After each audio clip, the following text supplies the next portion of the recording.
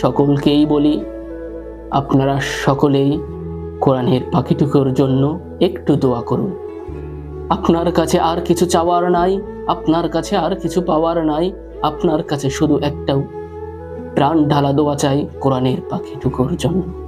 এই 14ই আগস্টকে আপনি স্মরণে রাখুন, এই 14ই আগস্টকে আপনি ছড়িয়ে দিন, এই 14ই আগস্টকে আপনি আকাশে বাতাসে আপনি ছড়িয়ে দিন যে এই দিন রাত 8:15 সময় কোরআনের পাখিটিকু তিনি দুনিয়ার মোহ ত্যাগ করে তিনি ওই আরশে আজিমে চলে গিয়েছিল।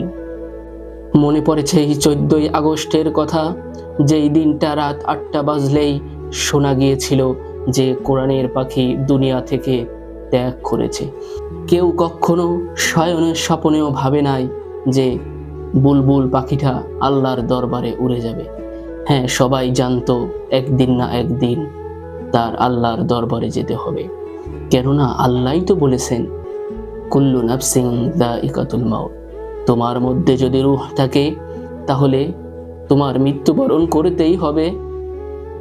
সেই ধারণা অনুযায়ী আমরা ভেবেছিলাম যে কি কোরআনের পাখি সেই বুলবুল পাখিটা একদিন না একদিন চলে যাবে, কিন্তু কখনো ধারণা করতে পারিনি সেদিন চলে যাবে সুন্দর একটা শিশুর মতন ঢুকেছিল হসপিটালের বেডে, কিন্তু হসপিটালের বেড থেকে যেরকম বের হলো একটা মরা লাশ হয়ে।